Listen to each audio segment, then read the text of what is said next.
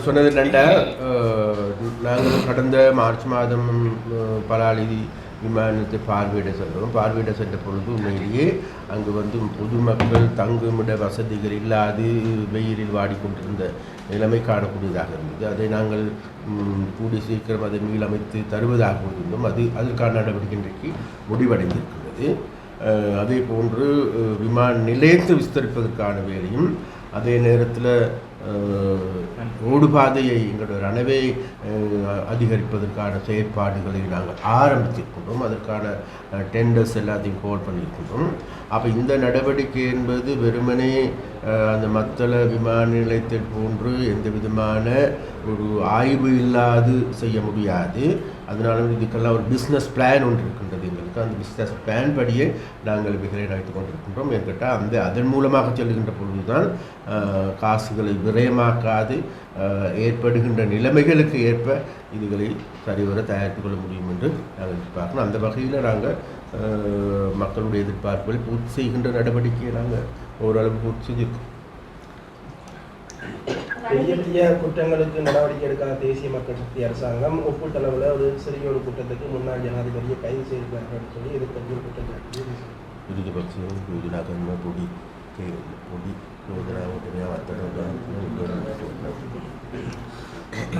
ඒක යම් සත්‍යතාවයක් තියෙනවා. එතුමා අත්අඩංගුවට අරගත්තු චෝදනාව පොඩි කියන එක සම්බන්ධව ඒක ඇත්තටම 1977 ரணில் விக்ரமசிங்கோட கைதை தொடர்ந்து இந்திய பிரதமர் நரேந்திர மோடியோட மேற்குலக ராஜதந்திர சிலர் ஜனாதிபதியை தொடர்பு கொண்டதாகவும் அதைத் தொடர்ந்து தான் ரணில் விக்ரமசிங்க தேசிய வைத்தியசாலைக்கு மாற்றப்பட்டிருக்கிறார்கள். மோடி கதா කරා කියලා දෙවි කතා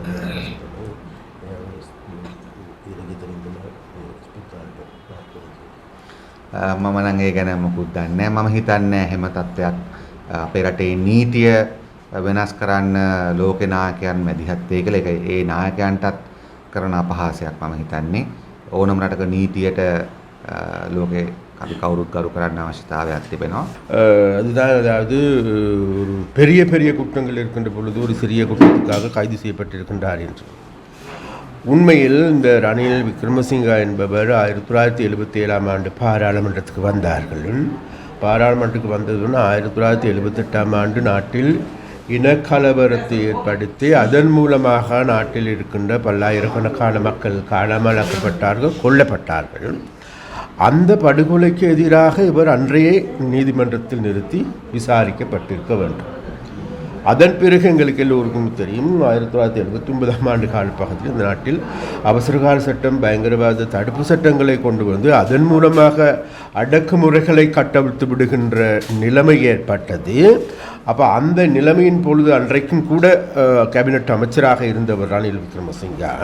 அப்போ அந்த சட்டத்தின் கீழ் பல்லாயிரக்கணக்கான மக்கள் படுகொலை செய்யப்பட்டார்கள், சித்திரவதைக்குள்ளாக்கப்பட்டார்கள். அது தொடர்பாகவும் விசாரிக்கப்பட்டிருக்க வேண்டும், தண்டிக்கப்பட்டிருக்க வேண்டும். அதன் பிறகு 1981ஆம் ஆண்டு யாழ்ப்பாணத்தில் இடம்பெற்ற மாவட்ட அபிவிருத்தி சபை தேர்தல். அப்போ அந்த தேர்தல் மோசடி தொடர்பாக அன்றைய காலகட்டங்களில் இருந்த தேர்தல் ஆணையாளரே மிக தெளிவாக சொல்லியிருக்கார், மிகவும் இலங்கை வரலாற்றில் ஏற்பட்ட மோசமான தேர்தல், மோசடியான தேர்தல் என்று. அந்த தேர்தலை நடத்தியவர்கள் வேறு யாருமல்ல, அன்றைய ரணில் விக்ரமசிங்கா உள்ளிட்ட அவருடைய அரசாங்கம். அதிலும் அவரை விசாரிக்கப்பட்டிருக்க வேண்டும். அதன் பிறகு எங்களுக்கு எல்லோருக்குமே தெரியும், 81ஆம் ஆண்டு யாழ் நூலகத்தை எரித்து சாம்பலாக்கி 97,000 புத்தகங்களை கொளுத்திய பாவித்தனமான நடவடிக்கைகள் எடுக்கப்படுகின்ற பொழுது அன்றும் கூட அமைச்சராகவும் அது மாத்திரமல்ல அந்த நூலகத்தை எரிப்பின் பார்வையாளராகவும் இருந்திருக்கின்றார். அந்த பிரச்சனைக்கு எதிராகவும் அவரை தண்டிக்கப்பட்டிருக்க வேண்டும், விசாரிக்கப்பட்டிருக்க வேண்டும். அது மாத்திரமல்ல, அதன் பிறகு ஏற்பட்ட 83ஆம் ஆண்டு ஜூலை இனக்கலவரத்தை எடுத்துக்கொண்டாலும் கூட, கருப்பு ஜூலை எடுத்துக்கொண்டாலும் கூட பல்லாயிரக்கணக்கான மக்கள் படுகொலை செய்யப்பட்டார்கள். ஆயிரக்கணக்கான பெண்கள் மானபங்கப்படுத்தப்பட்டார்கள். அவர்கள் ஒரு சிலருடைய உயிர்கள், அதாவது உயிரோடு தீயில் போட்டு கொளுத்தப்பட்டது. அந்த நேரத்தில் அவர்கள் எவ்வாறான வேதனை அனுபவித்திருப்பார்கள். அந்த நிலைமைகளுக்கு எதிராக அவர் விசாரிக்கப்பட்டிருக்க வேண்டும். அதன் பிறகு எங்களுக்கு எல்லோருக்கும் தெரியும், 1988-89 ஆண்டு காலப்பகுதியில் 60,000க்கும் அதிகமான இளைஞர்கள் யுவதிகள் கொல்லப்பட்டார்கள். அதில் ஒன்று முக்கியமான வதை முகாமாக இருப்பது வட்டலாந்தை வதை முகாம். அது தொடர்பாகவும் விசாரிக்கப்பட்டிருக்க வேண்டும், தண்டிக்கப்பட்டிருக்க வேண்டும். இருந்த போதிலும் கூட எங்களுக்கு எல்லோருக்குமே தெரியும், இந்த நிலைமைகள் இவ்வாறு இருக்கின்ற பொழுது இப்பொழுது இவர் கைது செய்யப்பட்டிருப்பது வேறொரு நிகழ்வுக்கு சென்றதன் காரணமாக மக்களுடைய பணத்தை மோசடி செய்திருக்கின்றார், துஷ்பிரயோகம் செய்திருக்கின்றார் என்பதன் காரணமாக கைது செய்யப்பட்டிருக்கின்றார்கள். நாங்கள் ஒரு விடயத்தை இந்த இடத்தில் நாங்கள் சொல்லிக்கொள்ள வேண்டும். அப்போ இந்த நிலைமை தொடர்பாக இன்றைக்கு இருக்கின்ற எல்லா கட்சிகளும் ஒன்று சேர்ந்து இது தொடர்பாக பேசப்படுகிற விஷயத்தை நாங்கள் காணக்கூடியதாக இருக்கின்றது. அது மாத்திரமல்ல, சுமந்திரன் அவர்களும் கூட மிக தெளிவாக சொல்லுகின்றார்கள், ரணில் விக்ரமசிங்கே அவருடைய கைது நடவடிக்கை ஒரு முரண்பட்ட நிலையை காணக்கூடியதாக இருக்கின்றது என்று, கைது நடவடிக்கை செய்திருக்கக்கூடாது என்கின்ற தோரணையில் கருத்து வெளியிட்டிருப்பது எங்களால் காணக்கூடியதாக இருக்கின்றது. நாங்கள் சுமந்திரன் ஐயாவிடம் மிக தெளிவாக ஒரு விடயத்தை கேட்கின்றோம். நீங்கள் ரணில் விக்ரமசிங்காவின் வீட்டில் இருந்து கொண்டா இந்த பேச்சை செய்கின்றீர்கள்? ஏனென்றால் கடந்த காலங்களில் தமிழ் இளைஞர்கள், யுவதிகள் படுகொலை செய்யப்படுகின்ற போது, சித்திரவதை செய்யப்படுகின்ற பொழுது, 4ஆம் மாடிக்கு பூசா முகாமில் வெட்டி கால் கைகளை உடைத்து நொறுக்குகின்ற பொழுது, அந்த நேரத்தில் தமிழ் இளைஞர்கள் எத்தனை பேர் கெஞ்சி இருப்பார்கள், அஞ்சி இருப்பார்கள், ஐயா எங்களுக்கு உயிர் பிச்சை தாருங்கள் என்று கேட்டிருப்பார்கள்.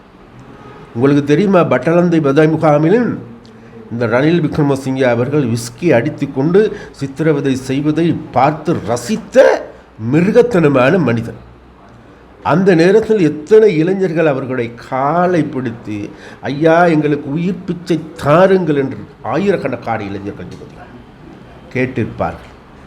அந்த அந்த படுபாவித்தனமான செயற்பாடுகளை எடுத்து, அது மாத்திரமல்ல, கடந்த காலங்களில் இன்றைக்கு தமிழ் இளைஞர்கள், பல்லாயிரக்கணக்கான இளைஞர்கள் படுகொலைக்கு காரணமான, அவர்களுடைய சித்திரவதைக்கு காரணமான ரணில் விக்ரமசிங்காவை பற்றி பேசுகின்ற சுமந்திரன் அவர்கள் ரணிலுடைய வீட்டில் இருந்து கொண்டா, ரணிலுடைய பாதுகாவலனாக இருந்து கொண்டா பேசுகின்றாரா என்ற கேள்வி நாங்கள் அவருக்கு எழுப்ப வேண்டியிருக்கிறோம். எது எவ்வாறான போதிலும் நாங்கள் ஒரு விடயத்தை மாத்திரம் சொல்லுகின்றோம். அண்மையில் குறிப்பிட்டார்கள், பல்வேறு நாடுகளில் அரச தலைவர்கள் இது சம்பந்தமாக பேசினார்கள். அதன் காரணமாக நாங்கள் சிறைச்சாலை வைத்தியசாலையில் இருந்து தேசிய வைத்தியசாலைக்கு மாற்றப்பட்டது கிடையாது. அது உண்மையிலேயே அந்த அரச தலைவர்களுடைய வார்த்தைகளை அவமதிக்கின்ற செயலாகும். எனக்கு தெரியாது, இருந்த போதும் கூட எந்த ஒரு தலைவரும் அவ்வாறான நடவடிக்கைகள், அதாவது ஒரு நாட்டினுடைய அரசியல் ரீதியாகவோ சட்ட ரீதியாகவோ தலையிட மாட்டார்கள் என்று நாங்கள் நினைக்கின்றோம். எது எவ்வாறான போதிலும் கூட நாங்கள் நம்புகின்றோம், இப்போது இது நாள் வரைக்கும் இந்த நாட்டில் இருந்த ஒரு சில அரசியல்வாதிகள் தாங்கள் உயர்ந்த இடத்தில் இருக்கின்றோம், தாங்களை யாராலும் நெருங்க முடியாது நினைத்து கொண்டிருந்தவர், சட்டம் தாங்களை ஒன்றும் செய்ய முடியாது, சட்டத்தால் தாங்களை அசைக்க முடியாது என்ற நினைத்து கொண்டிருந்தவர்களை இன்றைக்கு நிலைமை மாற்றி அமைக்கின்றது. அந்த மாற்றி அமைப்பதற்கான காரணம் வேறு எதுவுமில்லை, இங்கு இருக்கின்ற மக்கள் தேசிய மக்கள் சக்தியை தெரிவு செய்திருக்கின்றார்கள். தேசிய மக்கள் சக்தியினுடைய தெரிவு என்பதே வேறு எதுவுமல்ல, இந்த திருடர்களுக்கு, மோசடிக்காரர்களுக்கு, மக்களுடைய பணத்தை சூறையாடியவர்களுக்கு எதிராக நடவடிக்கை எடுப்பதாகும். அவ்வாறான நடவடிக்கை எடுக்கின்ற போது அனுரகுமார சேனாநாயக்க தோழர் மிக தெளிவாக சொல்லியிருக்கின்றார்கள். அதாவது நடவடிக்கை எடுக்கப்படுகின்ற பொழுது யாரும் கையோ முறையோ என்று கத்த வேண்டாம் என்று சொல்லியிருக்கின்றார். இன்றைக்கு எங்களுக்கு தெரிகின்றது வேறு எதுவுமல்ல, எதிர்கட்சிகள் எல்லோருமே சேர்ந்து கொண்டு ஒரே குட்டையில் ஊறிய மட்டைகள் மறந்துவிடக்கூடாது. கடந்த காலங்களில் இந்த நாட்டில் ஏற்பட்ட பல்வேறு கொள்ளைகள், மக்களுடைய பண சூறையாடல் எடுத்துக்கொண்டாலும் சரி, விசேடமாக கடந்த கால 2015ஆம் ஆண்டு பிணைமுறி மோசடி 1100 கோடி ரூபாய் எடுத்துக்கொண்டாலும் கடி, சீனி மோசடி எடுத்துக்கொண்டு 1700 கோடி ரூபாய் சீனி மோசடி எல்லாமே இந்த ஒன்றாக சேர்ந்து திருடிய கும்பல். அந்த கும்பல் எல்லாமே இன்றைக்கு சேர்ந்து கொண்டு இவர்களுக்கு தெரியும் மீண்டும் இன்றைக்கு சட்டம் நீதி நியாயமான முறையில் இயங்குகின்றது, அது சுயாதீனமாக இயங்குகின்றது. அந்த சுயாதீனமான இயங்குகின்ற பொழுது நிச்சயமாக சட்டம் எல்லோரையும், அதாவது நாட்டில் மோசடி செய்தவர்கள் அனைவரையும் தேடி வீட்டை நோக்கி வருகின்ற பொழுது அவர்கள் சட்டத்தின் முன்னிறுத்தப்படுவார்கள், தண்டிக்கப்படுவார்கள் என்பது தெரியும். அதனால் இந்த திருட்டு கும்பல் எல்லோருமே ஒன்று சேர்ந்தாவது இதை தடுக்கலாமா என்று பார்க்கின்றார்கள். நாங்கள் ஒன்றை சொல்லுகின்றோம், இந்த நாட்டில் இருக்கின்ற மக்கள் கொடுத்த ஆணை, அந்த ஆணையை நிறைவேற்றுகின்ற அரசாங்கமாகவே தேசிய மக்கள் சக்தி அரசாங்கம் இருக்கின்றது. அந்த வகையில் இந்த நிலைமைகளை நாங்கள் தொடர்ந்து முன்னெடுப்பதற்கு தீர்மானித்தோம். அதாவது ராஜபக்ச மஹிந்த ராஜபக்ச குடும்பத்தினர் மீது நிறைய குற்றச்சாட்டுகள். நாங்கள் ரணில் விக்ரமசிங்காவை கைது செய்வதற்கு முதல் நாங்கள் எல்லாம் அரசாங்கம் நாட்டு சட்டம் அவர் மீது சட்டங்கள் பாய்வதற்கு முன்னு சொன்னார்கள், ரணில் விக்ரமசிங்காவை நெருங்க முடியாது, தொட முடியாது, அவர் சர்வதேச ராஜதந்திரம் தெரிந்தவர், நரித்தனமானவர், அவரோடு விளையாட முடியாது என்று கூறினார்.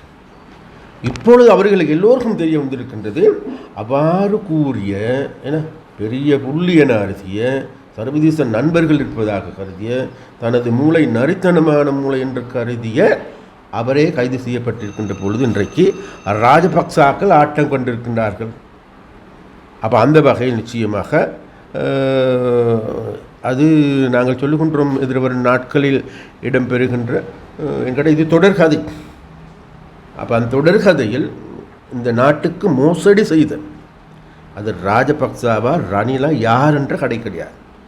மோசடி செய்த மக்களுடைய சொத்துக்களை சூறையாடிய அனைவரும் படிப்படியாக சிறைக்கு செல்வது தவிர்க்க முடியாது.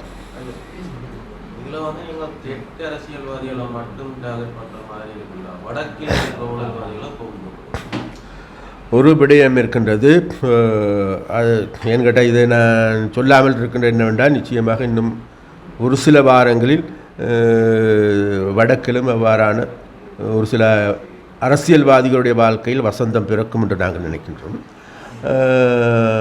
அது தொடர்ந்து கொண்டு இருக்கின்றது. இப்பொழுது வேகமாக இன்றைக்கு மக்கள், அதாவது இவர்கள் மீது என்ற குற்றச்சாட்டுகள், மறைக்கப்பட்ட குற்றச்சாட்டுகள் எல்லாமே வேகமாக மக்கள் இன்றைக்கு அல்லது அதற்குரிய அதிகாரிகள் எல்லோருமே முன் வந்து எங்களிடம் வழங்கி கொண்டிருக்கிறார்கள். அதற்கு அவை அனைத்தும் இன்றைக்கு எங்களுடைய சட்டத்துறை ஆய்ந்து கொண்டிருக்கின்றது. அவ்வாறு ஆய்வு முடிவின் பொழுது நிச்சயமாக அந்த அந்த திருடர்களுடைய வாழ்க்கையில் வசந்தம் தேடி வரும் என்று தான் நாங்கள் நினைக்கிறோம். சொல்லுங்க காலம் சொல். காணி விடுவிப்பு சம்பந்தமாக ஜனாதிபதி மிக தெளிவாக சொல்லியிருக்கின்றார். அண்மையிலும் கூட நாங்கள் பேசணும், மக்களுக்கு சொந்தமான அனைத்து காணிகளை விடுவிக்கிறதுக்கு நாங்கள் தீர்மானம். சரி, அப்போ அது மாத்திரமல்ல, தையட்டு வியார பிரச்சனை தீர்த்துப்பட வேண்டும் என்கின்ற நடவடிக்கை நாங்கள் எடுத்துக்கொண்டோம். அதே போன்று இராணுவ முகாம், தேவையற்ற முகாம்கள் எல்லாமே அகற்றுவதற்கான நடவடிக்கை நாங்கள் எடுத்துக்கொண்டோம். அந்த வகையில் ஒரு வேளை ஜனாதிபதி வருகின்ற போது அது செய்வாரா இல்லையா என்பது எனக்கு தெரியாது. நாங்கள் பொதுவாக சொல்லியிருக்கின்றோம், அதாவது அனைத்தையும் விடுவதற்கு அதற்கான சரியான ஆய்வு கள வேலைகள் நடந்து கொண்டிருக்கின்றது. ஒரு வருஷமானது ஜனாதிபதி யாத்திரை செய்யப்பட்டு அதை முன்னெடுத்து சேர்த்துடன் செய்கிறீங்க. பார் லிஸ்ட் தேடும் என்ன நிச்சயம் உண்மை. ஜனாதிபதி அனுபவகுமார் வீரசநாயக ஜனாதிபதியாக வந்த பிறகு யாழ்ப்பாணம் கட்சியில் ஒருங்கிணைப்பு கூட்டத்துக்கு வந்திருந்தார். அவருக்கு வந்து திருப்பி 2வது பயணம் செய்யக்கூடாது. வந்து 7 மாதத்துக்கு மேலே அவர் விரைக்குள்ள தனக்கு பொதுமக்களால் புறப்பாடு செய்யப்பட்டதாக வந்து தொண்டமனாறு அச்சுவேலி பின் 1 கிலோமீட்டர் வீதியை வந்து தனக்கு தண்ணியும் புனரமைக்காமல் இருக்கிறதா ஒரு முறைப்பாடு குற்றஞ்சாட்டப்பட்ட என்று எல்லாருக்கும் சொல்லியிருந்தது. அது தொடர்பாக நடவடிக்கை எடுக்கப்படும் என்று அன்றைய கூட்டத்தில் தீர்மானிக்கப்பட்டது. ஆனால் 7 மாதங்களாக அந்த வீதி சம்பந்தமாக எந்தவித நடவடிக்கையும் எடுக்கல. 1 கிலோமீட்டர் ரோட்டே ஜனாதிபதி சொல்லி செய்யாதவர் வேறு அபிவிருத்தியில் அல்லது விசேஷ இல்லை விடயங்களை இப்போ உண்மையிலேயே பன்றைக்கு உங்களுக்கு எல்லோருக்குமே தெரியும் பருத்தித்துறை பிரதேசத்தில் அல்லது தள்ளிப்பளை பிரதேசத்திற்கு பெருவாரியான வீதிகள் தீர்த்தப்படுகின்ற வேலைகள் ஆரம்பமாக இருக்கின்றது. அது நீங்கள் சொல்லுகின்ற வீதி சம்பந்தமாக ஜனாதிபதி வந்து சொன்னார் 1 கிலோமீட்டர் அச்சுவேதி தொண்டமான் பாலம் அச்சுவேலி அது இப்போ ஆரம்பிச்சுதான் இருக்கு. பாப்பா அது கவனத்தில் எடுக்கிறோம். நாங்கள் கவனத்தில் எடுக்கிறோம்ல. நான் நினைக்கின்ற அதுக்கான நிதி ஒதுக்கீடு செய்திருக்கின்றது. ஏண்டா உங்களுக்கு எல்லோருக்கும் தெரியும் மார்ச் மாதம் தான் இன்றைக்கு எங்களுடைய வரவு திட்டம் முடிந்தது. அதன் பிறகு உங்களுக்கு எல்லோருக்குமே தெரியும் மே மாதத்துக்கு பிறகு தான் நாங்கள் எங்களுடைய அபிவிருத்தி வேலைகளை முன்னெடுக்க வேண்டி இருந்தது. அப்போ அதன் பிறகு நமக்கு எல்லோருக்குமே தெரியும் இதுக்கு டெண்டர் கோல் பண்ணும். டெண்டர் கோல் பண்ண பிறகு டெண்டர் 14 நாளைக்கு நாங்கள் வைத்திருக்க வேண்டும் அல்லது 21 நாள் வைத்திருக்க வேண்டும். அதன் பிறகு தான் அந்த டெண்டர் கோல் பண்ண ஆக்களுக்கு கொடுக்கணும். அந்த நடவடிக்கை இப்போ போய் கொண்டிருக்கின்றது. நிச்சயமாக நீங்கள் சொல்லுகின்ற வீதி உள்ளிட்ட கணிசமான வீதிகள் இந்த வருடத்துக்குள்ளே நாங்கள் முடிக்கிறதுக்கு தீர்மானிச்சோம். பட்வால் பாலத்தை வந்து ஒரு நினைவு சின்னமாக வைத்துக்கொண்டு புதிய பாலத்தை வந்து புரித ஒரு இடத்துல அமைக்கணும் என்று சொல்லி வச்சுருக்காங்க. அந்த பட்வால் பாலத்தை நம்ம பண்ணி பாருங்க அவருக்கு புதுசாக இருக்கிறதா இல்லை அந்த பாலத்தை இப்போதைக்கான தீர்மானம் வந்து உண்மையிலேயே வட்டுப்பாகல் பாலத்தை அப்படியே வைத்து கொண்டல்ல அதே பாலத்தை